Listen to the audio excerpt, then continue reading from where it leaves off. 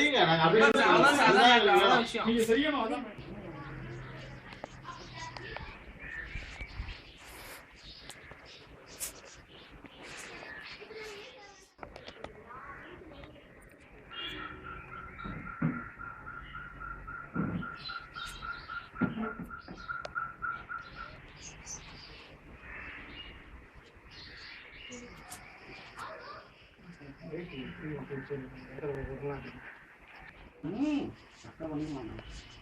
Right போடுங்க குணா. வாசிங்க குணா.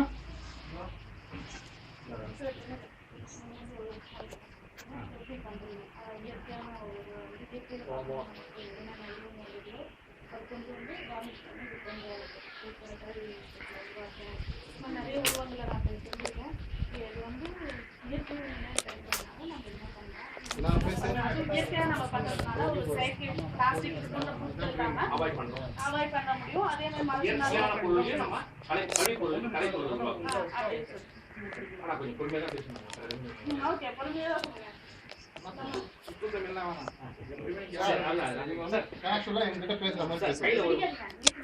கையில வந்து ஒரு பொருள் பொம்மை ஒண்ணு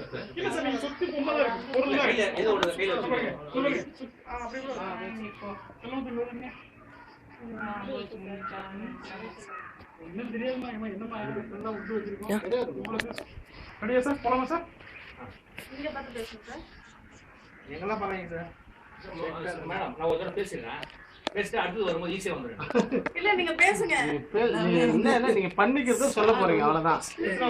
எவ்வளவு நாளா நீங்க கலெக்ட் பண்றீங்க இத? அது ரொம்ப நேரம் ஆகும். பரவாயில்லையா? 5 நிமிஷம் பேசுங்க சார்.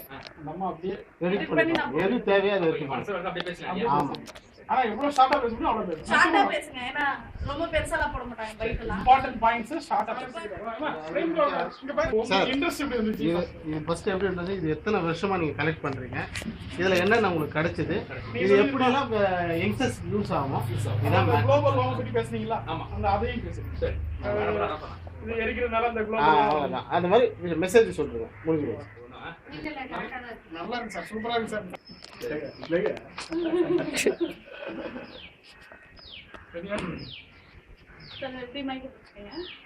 சார் கேமரா பாருங்க. அவங்க யாரையும் பாருங்க. எங்கெல்லாம் பக்கத்துல யாராவது ஒருத்தர் சொல்லுங்க சார். அந்த இடத்துல பாத்துங்க. நம்ம அங்க உட்கார்ந்து நீ அங்க இருந்தா ஒண்ணு அங்க தான் பாப்பாங்க. மேடம் நீங்க வந்துருங்க. இல்ல ஓகே. ஓகேங்களா? அப்படியே நீங்க இதோங்க அவர் சொல்றாரு யாரா நிக்க சொல்றாங்க. அதெல்லாம் வேண்டாம். இந்த பாருங்க நான் கையை காட்டுறேன். இந்த கையை பார்த்து போயிட்டு அப்படின்னா என்ன பாத்துங்க. சார் சார் இப்ப நீங்க பாக்குற இந்த உருவங்கள்லாம் ஆங்கிலத்துல ட்ரிப்டூட்னு சொல்றாங்க. இந்த மாதிரி உருவங்கள் இது எதுவுமே நான் செதுக்க முடியாது. இயற்கை தான் இதை செதுக்கிறது.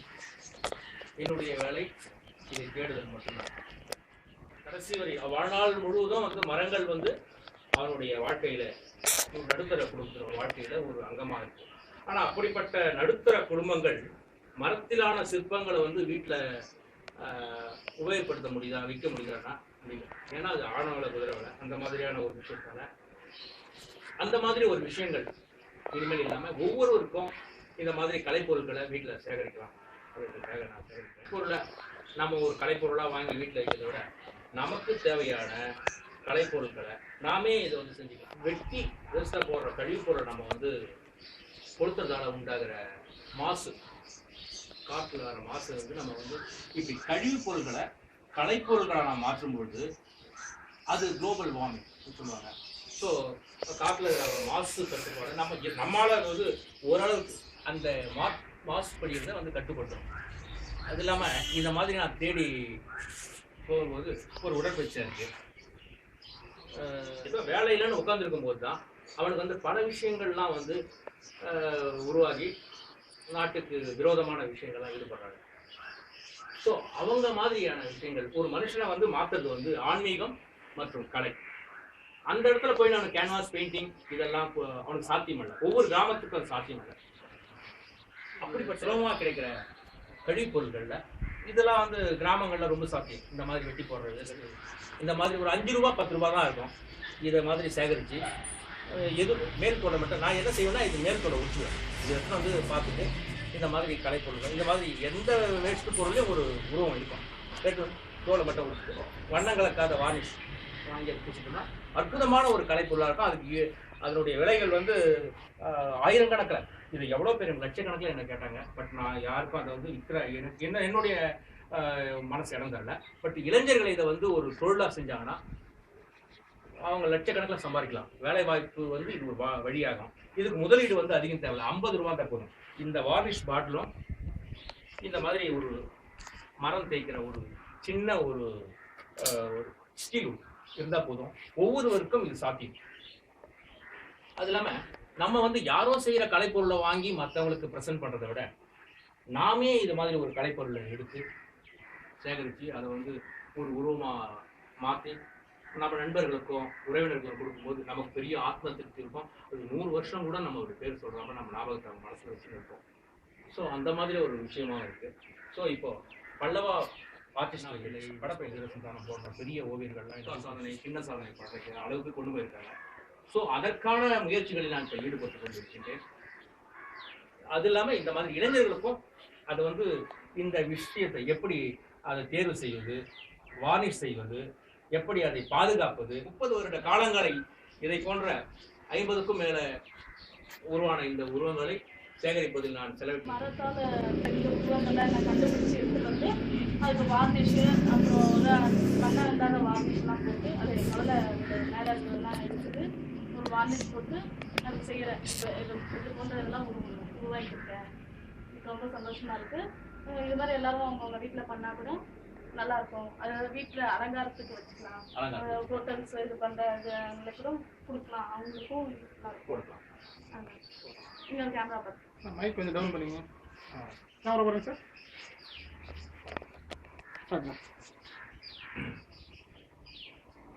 இப்போ இந்த இயற்கை மர சிற்பங்களை நம்ம சுற்றி இருக்கிற வெட்டி போடுற வேஸ்ட் மரங்கள் மரத்தொட்டிகள்ல தான் நான் சேகரிக்கிறேன்.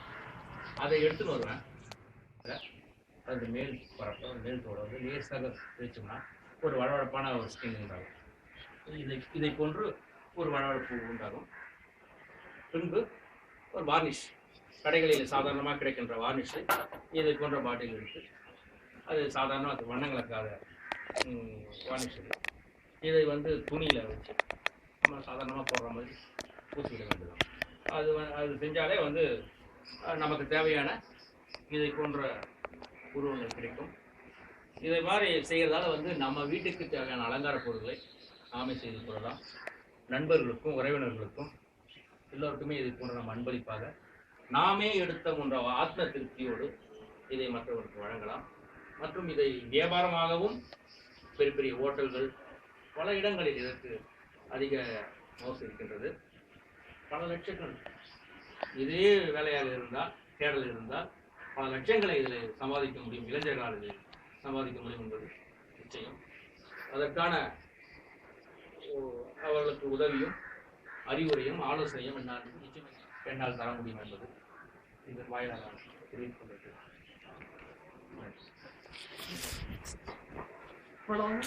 பசங்களாம் அப்படின்னு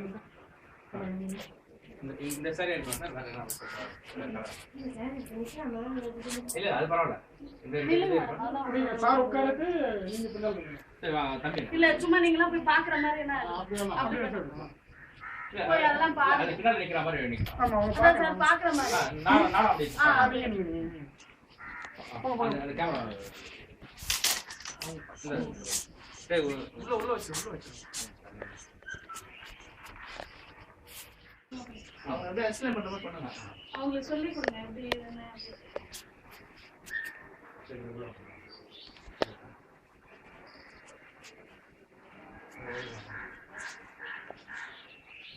ஓகே. அப்படியே அப்படியெல்லாம் பார்த்து இது பண்ண மாதிரி நம்ம விஷயத்துக்காண்டி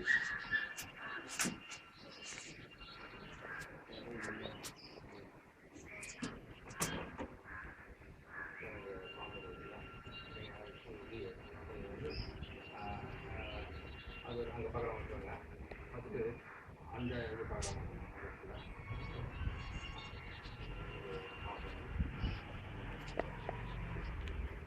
நீ ஏதாவது எடுத்து பாருங்க. பாருங்க ஒவ்வொருத்தரும் ஒவ்வொரு இது வச்சு பாருங்க.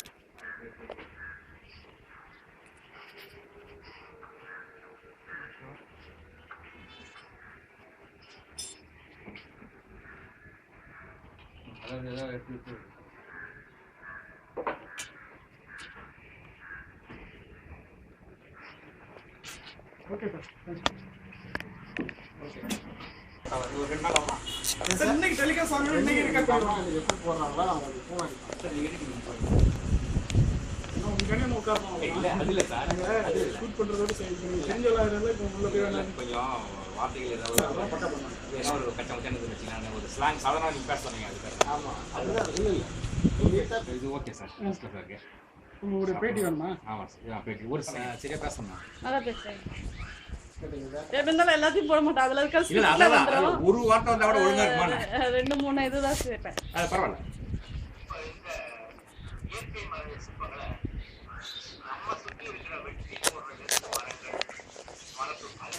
தேங்க்யூ.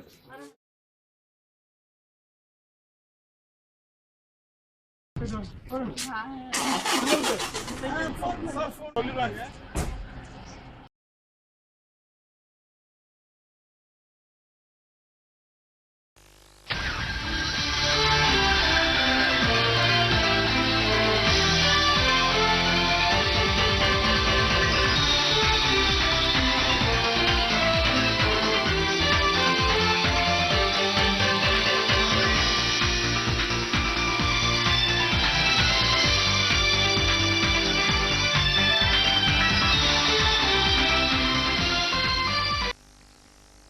இனி விளம்பர இடைவேளைக்கு பிறகு வரும் செய்திகள்.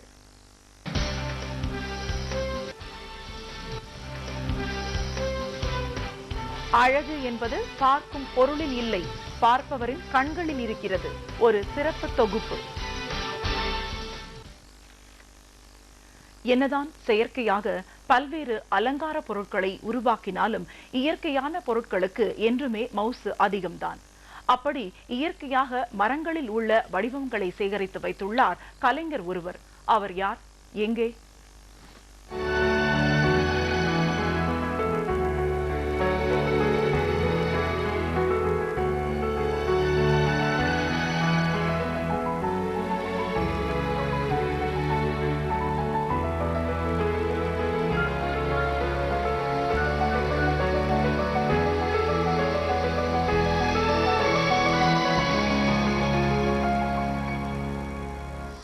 இயற்கையாய் பல்வேறு விதமான பொருட்களை நாம் காண்கிறோம். அத்தகைய பொருட்கள் வீட்டு அலங்கார பொருட்களாக அழகிய வடிவங்களில் வடிவமைக்கப்பட்டு உபயோகிக்கப்படுகிறது. அதிலும் சற்று வித்தியாசமாக இயற்கையாக மரக்கிளைகளில் உள்ள உருவங்களை சேகரித்துள்ளார் சேரன் என்ற இந்த படைப்பாளி. பல ஆண்டுகளாக மரங்களிலிருந்து கிடைக்கும் உருவங்களை சேகரித்து தன்னுடைய கலை தாகத்தை தணித்துக் கொண்டு வருகிறார். இப்போ நீங்கள் பார்க்குற இந்த உருவங்கள்லாம் ஆங்கிலத்தில் ட்ரிப்டூடுன்னு சொல்லுவாங்க. இந்த மாதிரி உருவங்கள் இது எதுவுமே நான் செதுக்குனது கிடையாது, இயற்கை தான் இதை செதுக்கியது. என்னுடைய வேலை இதை தேடுதல் மட்டும்தான். ஒரு பிளாஸ்டிக் பொருளை நம்ம ஒரு கலைப்பொருளாக வாங்கி வீட்டில் வைக்கிறத விட நமக்கு தேவையான கலைப்பொருட்களை நாமே இதை வந்து செஞ்சுக்கலாம். 50க்கும் மேற்பட்ட மரங்களில் கிடைத்த உருவங்களை சேகரித்து வைத்துள்ளார். பெண்ணின் உருவம், டைனோசர், மயில், மீன், கொக்கு, பருந்து, குரங்கு உள்ளிட்ட உருவங்களை பொக்கிஷமாக பாதுகாத்து வருகிறார். இதனை எவ்வாறு கண்டெடுத்தார்? அவரே அதனை விளக்குகிறார். இயற்கை மர சிற்பங்களை நம்ம சுற்றி இருக்கிற வெட்டி போடுற வேஸ்ட்டு மரங்கள், மரத்தொட்டிகள்லாம் தான் நான் சேகரிக்கிறேன். அதை எடுத்துன்னு வருவேன். மேல் தோலை மட்டும் உரிச்சிடுவேன். உரிச்சிட்டு சாதாரணமாக உப்பு காகிதத்தில் அதோட மேல் பரப்பை, மேல் தோலை வந்து லேசாக தேய்ச்சோம்னா ஒரு வழவழப்பான ஒரு ஸ்கின் உண்டாகும். வண்ணங்களுக்காத வார்னிஷ் இது பூசிவிட வேண்டும்.